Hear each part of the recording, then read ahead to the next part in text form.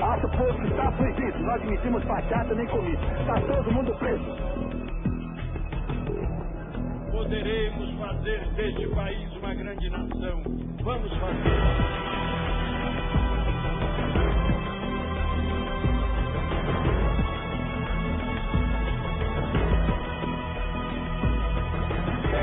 Promulgada. O documento da liberdade.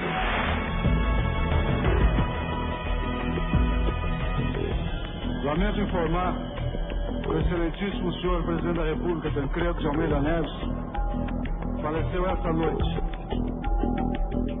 Prometo manter, defender e cumprir a Constituição.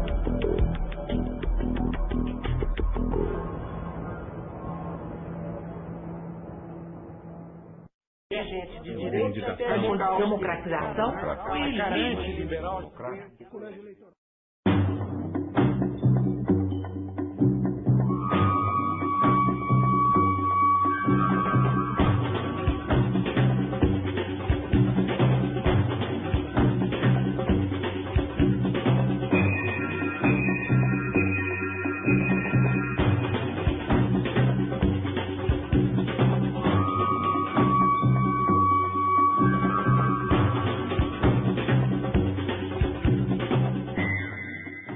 Como faz com o deputado que quer que leve uma escola que não tem sentido na sua cidade? Ou quer que faça uma ponte para atender um fazendeiro amigo dele?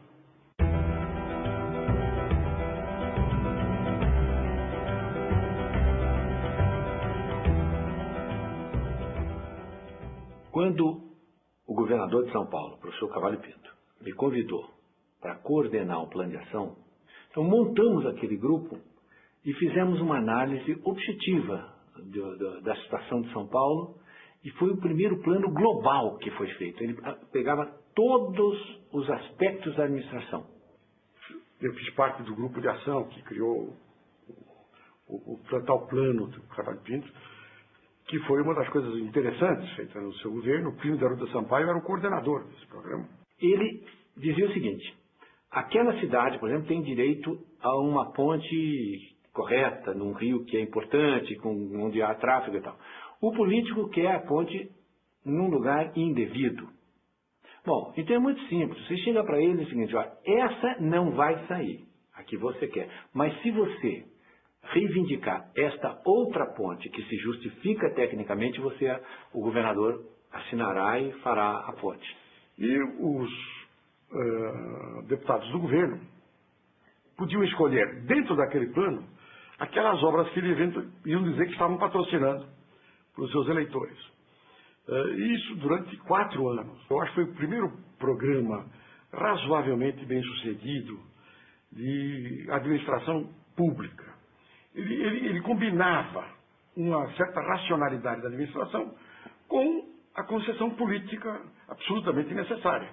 O sujeito tinha sido eleito para atender os seus constituintes. Quase todas as atividades do Congresso Nacional é possível se detectar um interesse econômico ativo, ou lobby, ou o interesse do próprio parlamentar. É muito complicado para um observador como eu fazer a divisão sobre o que é um convencimento de ideias, o que é a defesa de algum interesse coletivo da sua base eleitoral, do seu Estado, daquilo que é o interesse de negócio. O Brasil está evoluindo muito no debate do gasto público ou do bem público, seja no ponto da arrecadação, seja no ponto da alocação desses recursos para a sociedade. Não é tradição do Brasil discutir muito o que fazer com o dinheiro e como pagar esse dinheiro. Eu acho que nós brasileiros devíamos discutir bastante e analisarmos bastante o que nós queremos. Se adotarmos o critério da Organização Mundial de Saúde, temos 85 milhões de pobres. 85 milhões de pobres. É mais do que a população da maioria dos países do mundo. Desses 85 milhões de pobres, nós temos cerca de 15 milhões que vivem em estado de miséria absoluta. Miséria mesmo. Não tem acesso ao mercado de trabalho, não tem acesso a coisa alguma. E até as políticas, inclusive a política de renda do governo, não chega a eles, porque eles estão fora do mercado. O orçamento público da União, no Brasil, segundo uma declaração do Aliomar Malheiro, que está em muitas enciclopédias, compêndios, etc., diz o seguinte, que o orçamento da União é uma peça de ficção. Por que uma peça de ficção? Porque, na verdade, esse orçamento, ele, muitas vezes, ele é construído a partir das negociações que os políticos fazem de acordo com as necessidades que eles, políticos, têm para as suas respectivas regiões. Então, se eu tenho que levar dinheiro para a minha seca do Nordeste, eu preciso encontrar uma forma de colocar nesse orçamento público o máximo de cotas, né, financeira, para que eu possa ter acesso a esse dinheiro e levar para a minha seca.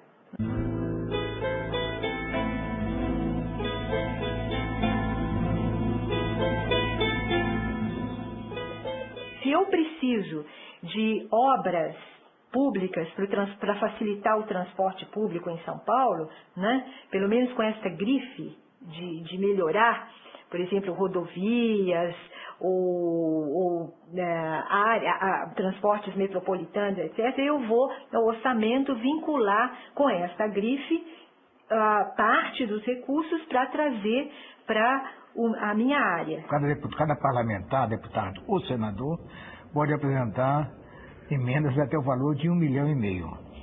Geralmente são divididas 10, 20 emendas atendendo à necessidade, vamos dizer, do seu colégio eleitoral, do seu estado, do seu município, assim. E as emendas de bancadas, elas geralmente expressam a vontade e o sentimento dos governos estaduais, que através dessas bancadas apresentam reivindicações maiores. O que não significa necessariamente que esses recursos serão integralmente aplicados nas respectivas grifes com as quais elas são denominadas no orçamento da União. Bom, quanto menos for o avanço da democracia participativa, mais os recursos orçamentários continuarão a ser objeto de disputa das grandes máfias. Lamentavelmente, o processo orçamentário no Brasil tem pouca participação, transparência. Os orçamentos, lamentavelmente, no Brasil se transformaram em objeto de disputa dos grandes interesses, sejam na saúde, na educação, na construção civil, e de tal forma que o orçamento não representa, de fato, um elemento chave de participação popular e na definição de aonde os recursos deveriam ser alocados.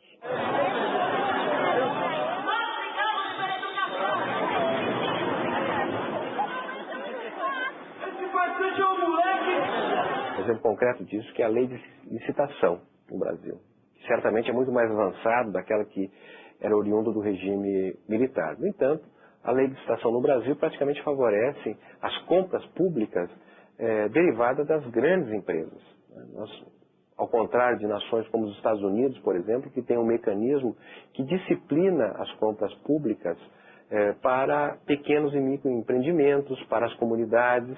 Então, lamentavelmente, sem esse instrumento, que é, de certa maneira, uma democratização das compras públicas, nós terminamos utilizando os recursos para fundamentar e valorizar, sobretudo, os grandes negócios, os grandes empreendimentos.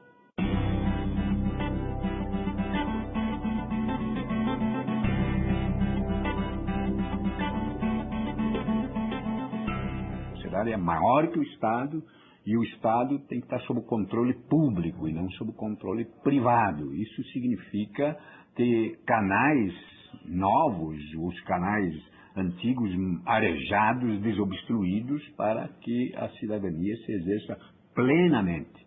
E ela, em movimento, participe das definições da política, né, como a construção do bem comum, e das políticas, as políticas públicas, saúde, educação, saneamento, infraestrutura, cultura, ciência, tecnologia, educação. É muito pouca a participação do Legislativo no Orçamento da República. Aqui a gente tem um problema que se denuncia pouco. Grande parte das distorções orçamentárias brasileiras é fixada pelo Executivo. E já chega aqui com total incapacidade, até por falta de competência, de emendar o orçamento da parte do Legislativo. O que cabe ao Legislativo, e aí vem essa troca meia clientelista, é uma parcela insignificante de recursos que podem ser destinados para umas emendas de parlamentares. Então, o orçamento tem uma dose, porque tem consequências reais, físicas. Ele altera o humor do eleitor. Então, ele tem consequências. O que acontece é que hoje os recursos para investimento são muito menores do que foram no passado. Você consome praticamente uma parte muito importante de recursos para pagar a dívida, para pagar os juros da dívida.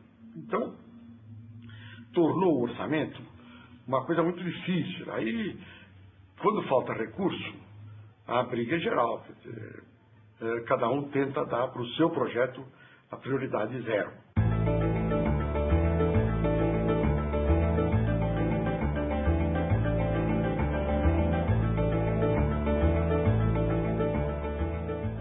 Eu acho que lobby faz parte de qualquer democracia. O lobby existe. Você tem que enfrentar. A força do governo é muito maior do que se pensa para enfrentar os lobbies. É que, às vezes, os governos se inibem porque não sabem a força que tem. Eu me refiro especificamente ao caso da saúde. Tem lobbies, tem lobbies.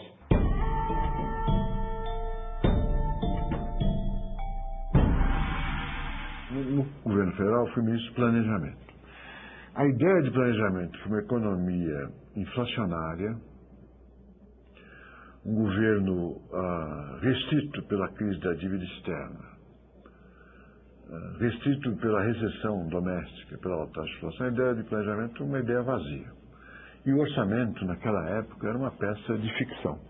Havia muita disputa, mas ela era interna ao governo. Quer dizer, havia uma negociação, que é parte das regras do Ministério do Planejamento, com todos os ministros. E havia pressões, havia atritos, havia conflitos. Porque com a inflação tão alta como era naquele período, o orçamento ia ser feito no mês seguinte, todos os meses.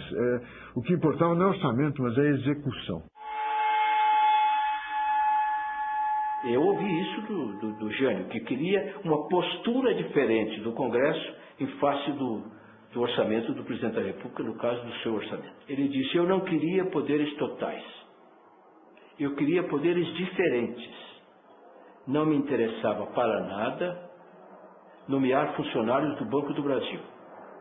Mas o que eu não queria é que tocassem no meu orçamento. Os deputados queriam verbas para as suas regiões. Os senadores também. E com isso se alterava, em alguns casos fundamentalmente, o orçamento da República. Ou pelo menos esta teria sido a posição do ex-presidente Jânio Quadros nessa conversa que eu menciono aqui.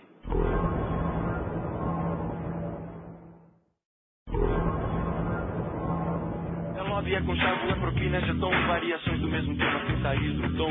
Brasília é uma ilha, falo porque eu sei, uma cidade que fabrica sua própria lei, onde se vive mais ou menos como na Disneylândia.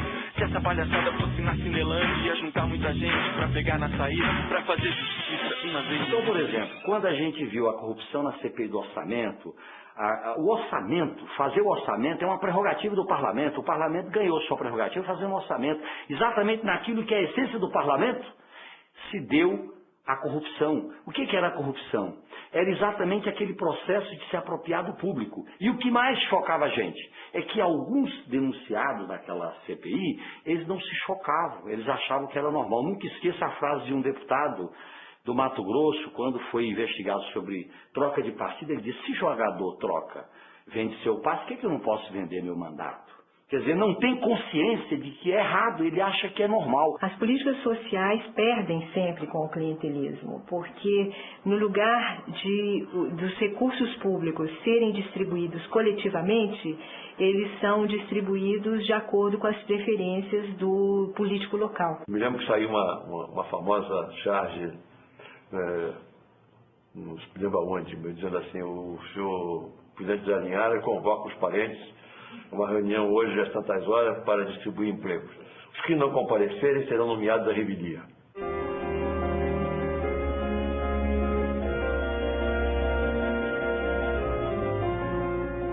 Agora, o Adhemar de Barros criou o slogan ou aceitou o slogan de rouba mais faz. Eu tenho a impressão de que não há dúvida nenhuma que ele roubava e não há dúvida nenhuma de que ele fazia coisas.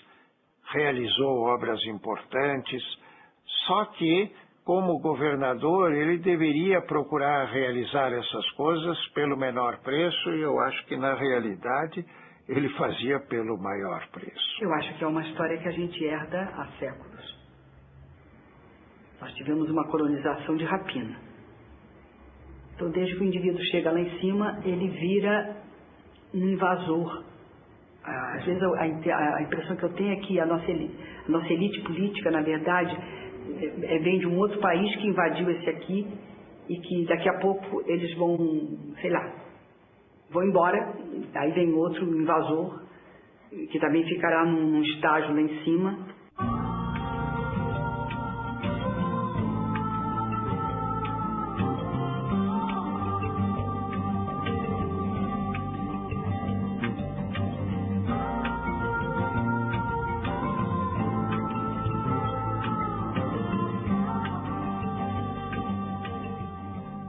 A corrupção, que é uma tragédia e que mina a democracia, e mina a confiança do povo nos governantes, ela, na medida em que tem mais dinheiro espalhado, ela se dissemina. Antes a corrupção era grande, aqui em cima. Agora a merenda escolar é cada município. Agora, obviamente, são 5.500 municípios. Sempre tem um ou outro que desvia. O que nos leva a uma percepção de que, infelizmente, a corrupção no nosso país está sendo banalizada. As pessoas estão começando a ter uma relação de alheiamento com a corrupção. As pessoas começam a se comportar da seguinte forma: bem, eu sou um cidadão honesto, eu não roubo, eu cumpro direito com as minhas obrigações, eu vou ficar no meu cantinho fazendo as coisas certas. E deixa esse pessoal fazer aí o que eles acham. Eu acho que essa é a pior política. Nós temos que voltar a nos indignarmos com tudo isso que está acontecendo e não permitirmos que a corrupção, que o descaso para com as instituições públicas se torne algo banal e que a gente possa conviver com isso. Se a sociedade não se organiza, aí você corre o risco de ter uma corrupção disseminada. Então, a responsabilidade da sociedade é muito grande também. E a sociedade não está ativa suficientemente hoje. E o controle disso não pode ser policial, porque não tem polícia para tudo isso. Nem é dentro do Tribunal de Contas, porque o Tribunal de Contas vai julgar depois de feito. Tem que ser a sociedade. Quanto mais participação, melhor. E não me venham com esses seus assuntos internos.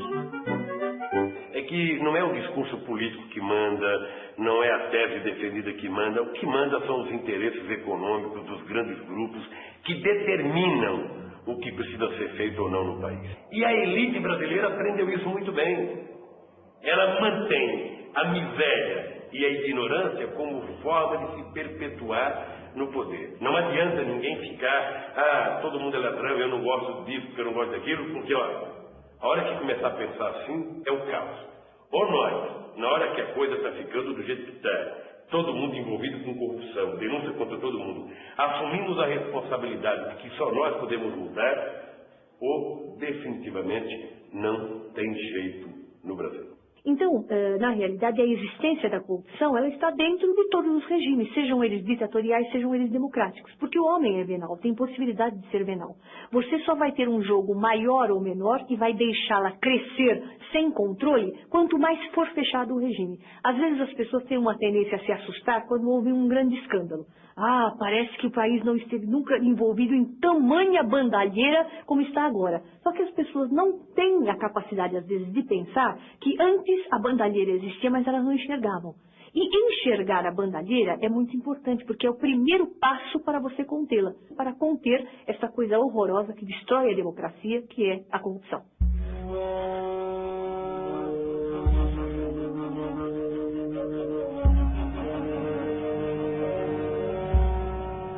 A Transamazônica tinha um papel para ser desempenhado. Depois você abandonou. A Transamazônica foi feita uma ocupação inteiramente irracional. E mais ainda, naquele momento você não sabia realmente o que levaria à ocupação da Amazônia. Ficou claro depois que o problema da Amazônia é muito mais complexo do que simplesmente você fazer uma estrada e dizer eu vou fazer um sistema de colonização dos dois lados da estrada e tudo vai funcionar. Você percebeu claramente que não era assim.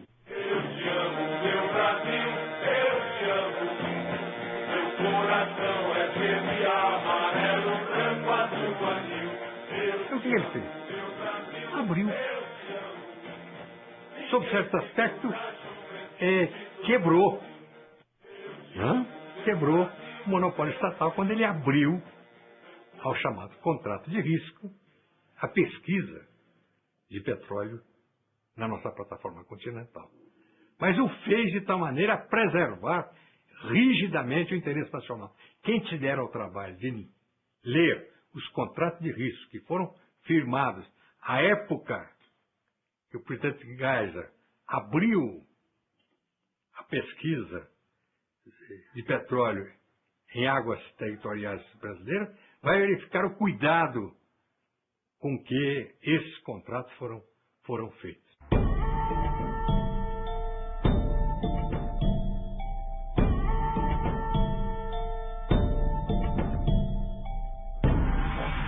Quanto à inflação, o problema foi a desgraça dos dois choques de petróleo. Quando eu era líder do presidente Figueiredo, eu ia para a tribuna e os meus oposicionistas não podiam dizer nada contra o meu argumento.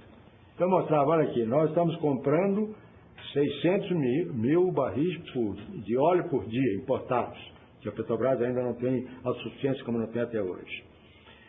No governo do Médici, nós comprávamos coincidentemente a mesma quantidade, 600 mil barris de petróleo por dia.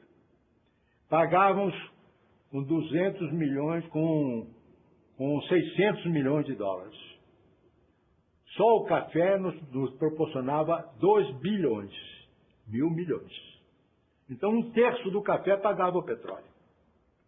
Agora, com o choque do petróleo no presidente Figueiredo, ele subiu primeiro para 14 dólares no período do Geisel e depois subiu até 34 e até 40 no spot market. Bom, eu digo, o que é que eu faço?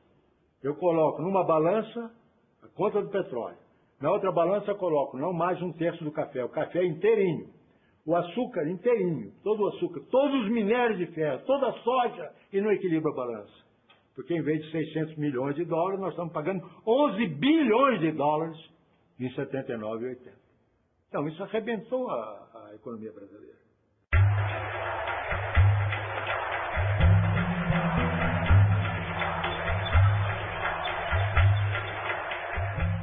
Alguns anos depois dos dois choques do petróleo, a esse choque de petróleo, o governador Paulo Maluf respondeu com a Paulipetro. Foi procurar petróleo em São Paulo e deixou uma dívida de 500 milhões de dólares. Mas essa dívida de 500 milhões de dólares, nós tratamos simplesmente, não pagamos. Era uma dívida que criou reações, mas eu acho que até os credores sabiam que ali era uma dívida não legítima.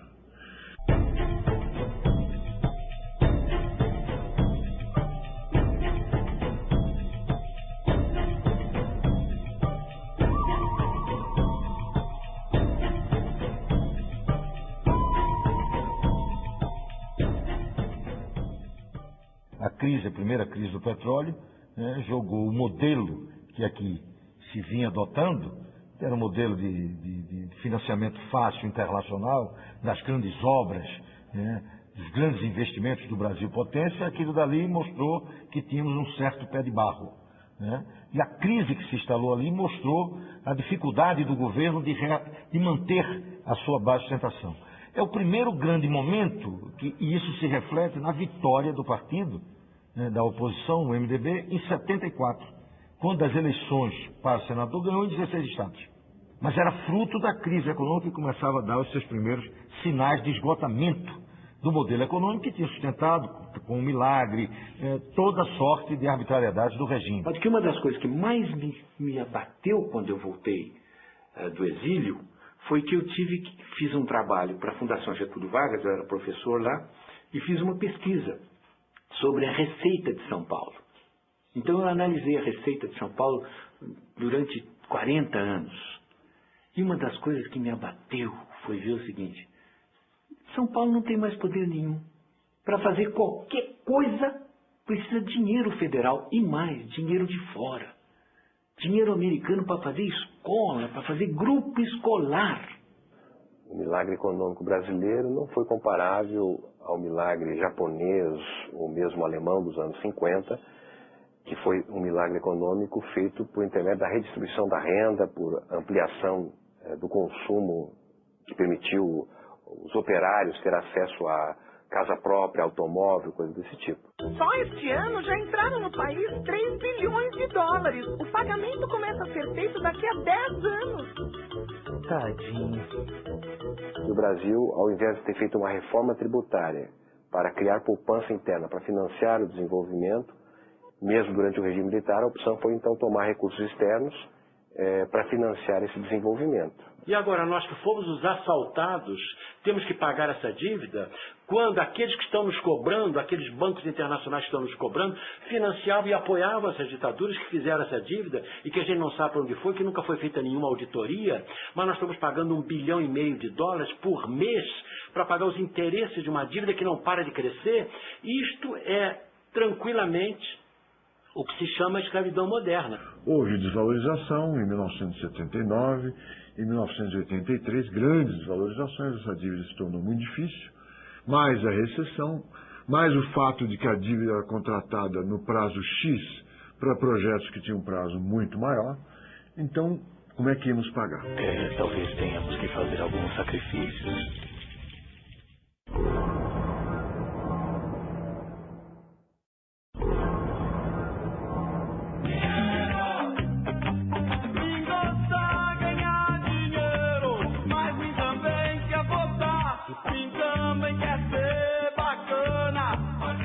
Temos que buscar um financiamento do Tesouro em relação daquilo que esse Tesouro, que essa sociedade quer consumir. Então, a partir do momento que os gastos são maiores desse Tesouro, a partir do momento que ele tem que ter maior atividade social, o financiamento desse Tesouro deve ocorrer ou através do tributo, ou através até da emissão de moeda, ou financiamento de títulos. Então, são formas que financiam o Tesouro. Se arrecada muito no Brasil é porque a carga da dívida que se paga também é muito alta. Então, há aqui um certo mito de se dizer que arrecada-se muito porque a máquina está inchada, porque os políticos são nepotistas, porque etc, etc. Bom, eu não duvido que os políticos sejam nepotistas e que haja problemas com a eficácia do gasto, mas seguramente o nível da carga tributária brasileira está intimamente associado aos juros da dívida pública. Então, a dívida assume uma proporção extremamente importante na determinação da política econômica nacional, porque o Brasil vai fazer, a partir de 83, uma opção pelo pagamento do serviço da dívida. Como a dívida foi feita em moeda externa, dólar, sobretudo, o Brasil vai poder pagar o serviço da dívida e precisa exportar mais do que importar. E aí nós vamos observar, nessas últimas 2 décadas do século XX, praticamente o Brasil submisso a ter que atender os compromissos do endividamento que foi feito em maior quantidade nos anos 70. Alô, Brasil? Eles fecharam conosco o câmbio. Realmente existe uma dificuldade de recursos, um país que gasta um mundo de dinheiro para gerir a sua dívida interna, pagamento de juros da dívida externa. É um país que não tem poupança. Um país que não tem poupança é um país que não consegue fazer investimentos em coisas essenciais. Enquanto não conseguirmos dinheiro para fazermos investimentos nesses campos, educação, saúde pública, nutrição, nós vamos continuar patinando e vamos continuar com dificuldades sociais.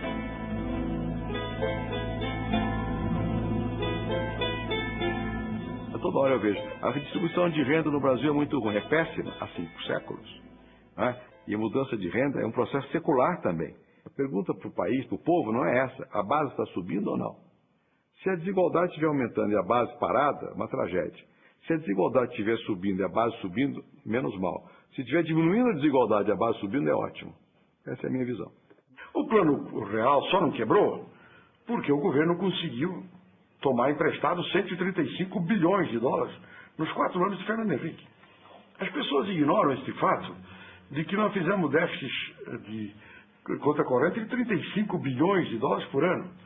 e que existia lá fora quem estivesse disposto a financiar. Com o dinheiro que se gasta em um ano para pagar juros dessa dívida maluca que foi acumulada durante a gestão do Plano Real, seria possível fazer um Brasil novo. Por exemplo, 20 bilhões de reais daria para construir 4 milhões de casas, portanto acabar com o déficit habitacional.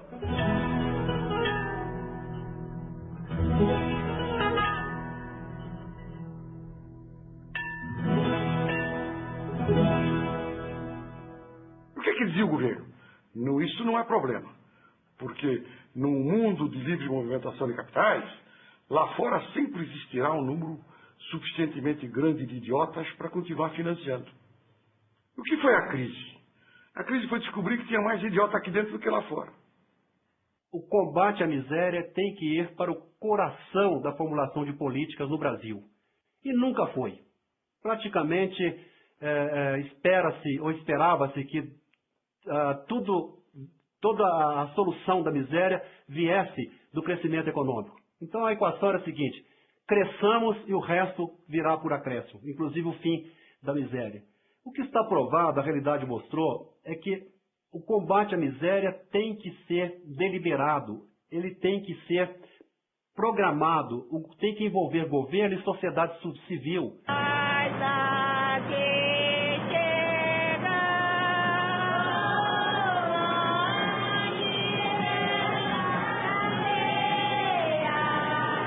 Central do Brasil é um filme que realmente ele retoma aquela preocupação com o social, né? A imagem do filme ela toda captada, que é a central do Brasil, na estação, no subúrbio, na Baixada Fluminense, no interior lá do Nordeste, né? Os personagens são os personagens humildes do nosso povo. A gente viajou pelo sertão desse país, passamos por muito buraco, constrangedor. Eles vivem num outro mundo, numa outra época. Eu duvido que eles saibam o nome das pessoas que dirigem este país. São extremamente esperançosos, né? Tem algo de hindu neles. E estão esperando ou a chuva, ou a frente de trabalho.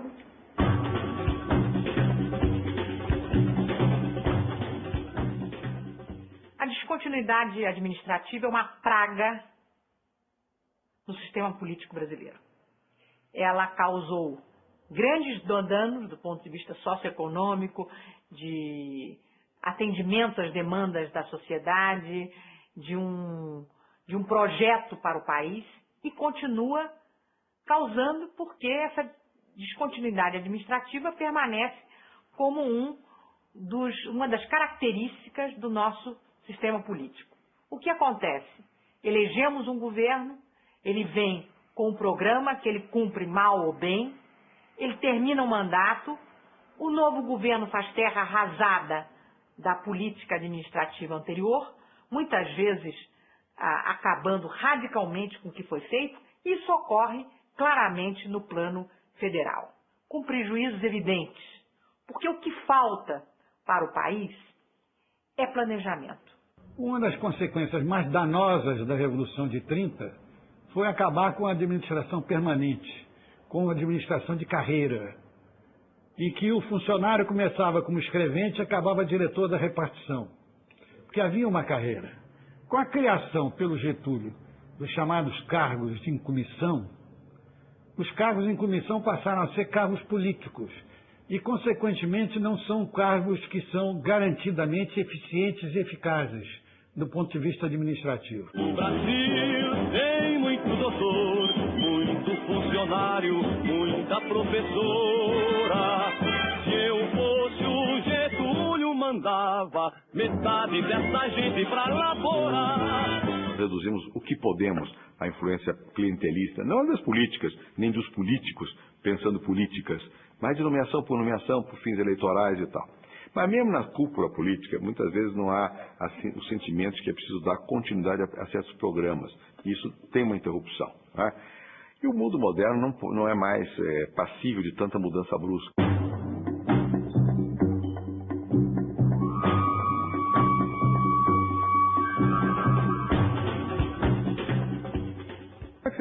governar se você não tiver um plano de energia que tenha continuidade. Energia leva tempo para se materializar.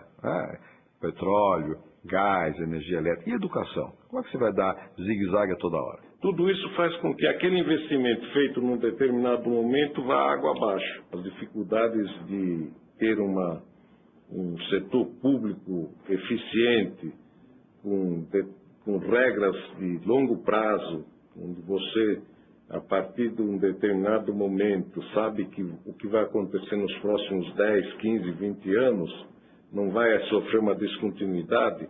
Isso no Brasil é muito problemático, é muito difícil, coisas que em outros países mais evoluídos, nos Estados Unidos, na Europa, você tem.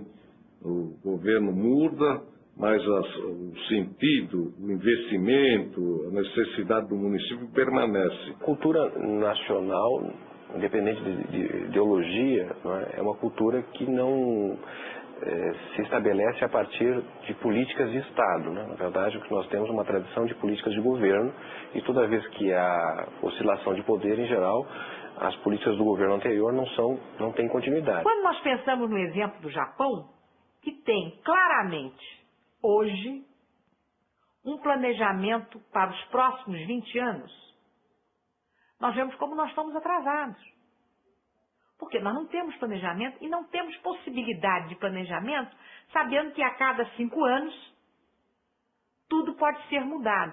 Então, esse órgão de planejamento, como um Conselho Superior de Planejamento, desvinculado, isso é importante, do Executivo e do Legislativo, poderia assumir essa função. Evidentemente, um órgão composto por elementos representativos das várias entidades da sociedade civil. Se quisermos restaurar o mínimo de ordem na administração, é preciso despolitizar a chefia administrativa e criar a figura do secretário permanente, do homem de carreira. Então esse homem é um homem extremamente poderoso, não é político, serve a todos os governos, seja de esquerda ou de direita, mas ele é absolutamente essencial porque ele assegura a continuidade administrativa, a racionalidade da continuidade administrativa. Então a dificuldade maior é uma reforma administrativa que precisa ser feita com este objetivo, de restabelecer as carreiras públicas. E quando eu faço essa defesa, não faço porque seja a favor da burocracia, mas porque vejo o papel fundamental da burocracia quando derrotou o príncipe medieval. Quer dizer, o pensamento do Weber, do Max Weber, é o burocrata sobe para reduzir o poder do monarca. O monarca já não pode fazer o que queria do seu arbítrio, exercer o seu arbítrio, porque tinha a burocracia permanente, passaria a ter uma burocracia permanente a contê-lo e alimentá-lo. Então nós precisamos da burocracia. E nós precisamos de boa burocracia e permanente.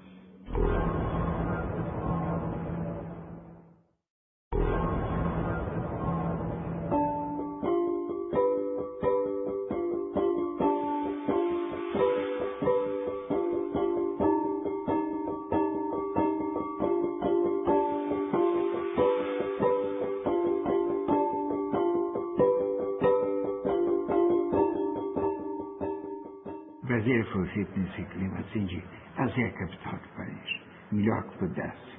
E ninguém pensou em dinheiro.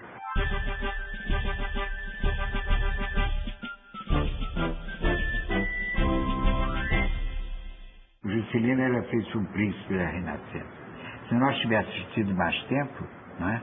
A gente tinha chamado os artistas para colaborar, fazer as pinturas, mas não havia tempo para tudo aquilo. Ele tinha ideia de fazer uma obra fantástica. Ele disse, pode falar, quando o senhor construiu Brasília em 3 anos e mudou a capital em 3 anos, num regime democrático, em que o contribuinte que paga as contas fosse de fato ouvido, não teria sido possível fazer a capital em 3 anos e mudar a capital em 3 anos. Porque o custo dessa velocidade, dessa imposição de cima para baixo de Brasília sobre o Brasil, não era, evidentemente, um comportamento qualificável de democrático. Ele deu um salto na cadeira e disse, nunca ninguém tinha me dito uma coisa dessa. É claro que a Constituição de Brasília, até hoje, é um episódio polêmico na história econômica do Brasil. Se diz, por vezes, bom, o legado foi a inflação. Não necessariamente o legado foi a inflação. Eu acho que os benefícios que a Constituição de Brasília trouxe ao país foram também inequívocos. Você teve um desenvolvimento forte da Constituição pesada, da Constituição Civil, isso dinamizou a industrialização no Brasil.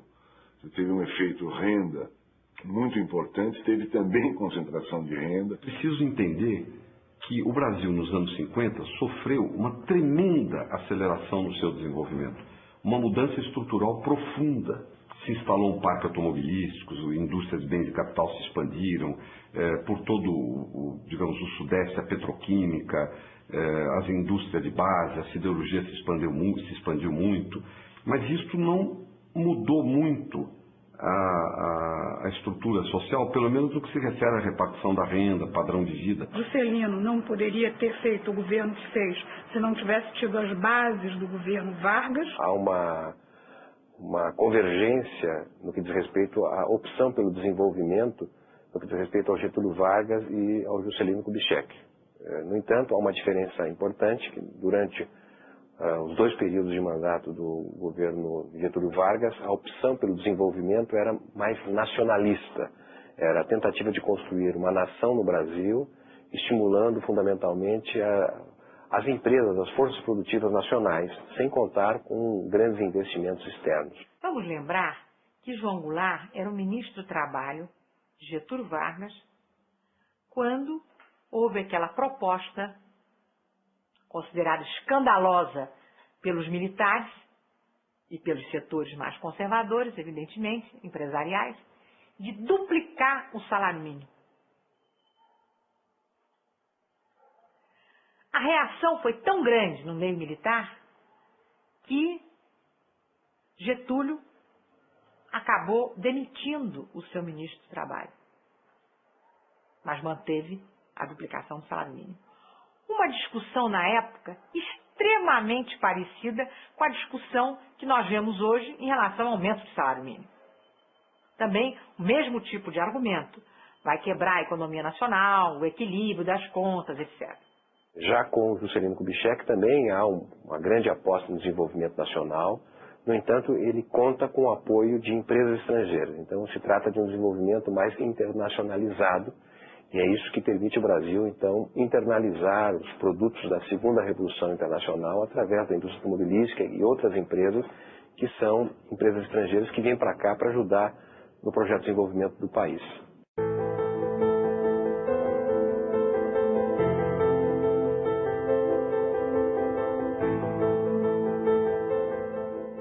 O Brasil não fez uma reforma agrária, não democratizou a propriedade fundiária, assim como também não fez uma reforma tributária que fizesse com que os ricos pagassem impostos. Os ricos seguem no Brasil sem pagar impostos praticamente.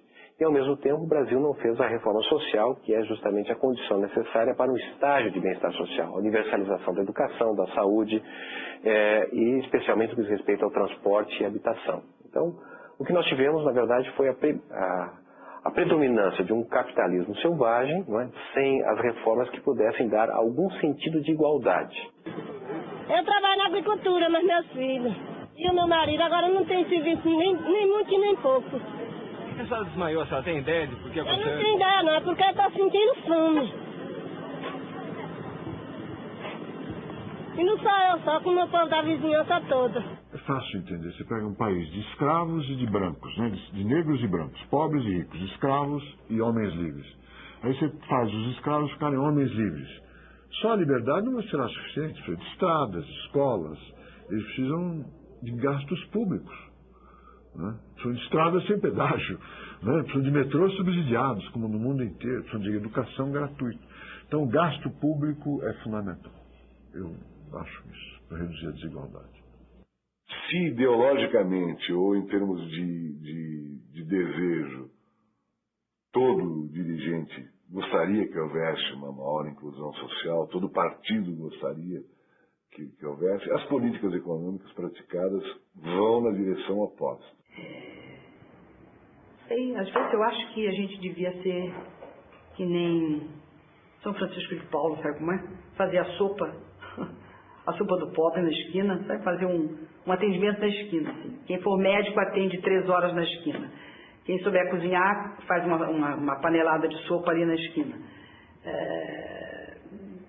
Enfim, ter um atendimento de emergência de guerra às vezes. Eu me indigno todos os dias com a desigualdade que existe no Brasil. Realmente, isso é uma coisa que nós temos que nos convencer disso. Quer dizer, é uma indignidade nós vivermos com a quantidade de pessoas miseráveis, desempregadas. É uma indignidade. Isso não pode continuar, gente. Isso não é comunismo, não é nada. Isso é uma indignidade. Sabe, é preciso as pessoas se tocarem, quer dizer, a gente sabe a quantidade de riqueza que circula nesse país, a quantidade de dinheiro que as pessoas gastam, tem pessoas que não sabem o que fazer com o dinheiro que têm.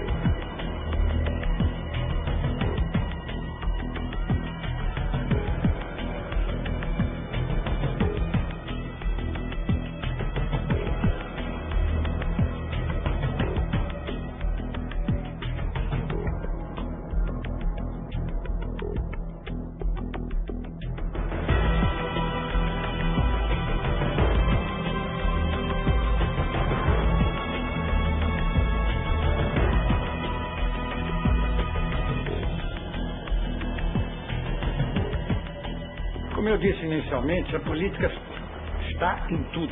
Está na arte.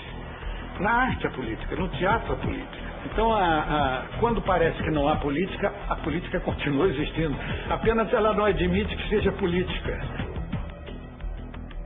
Quando você organiza uma coisa, você imediatamente instala a política dentro dessa organização. De maneira que quando a política ficou sem ter cara política, ela continuou a fazer política, mas de uma forma que passava desapercebida pelas pessoas que estavam, na verdade, realizando a política.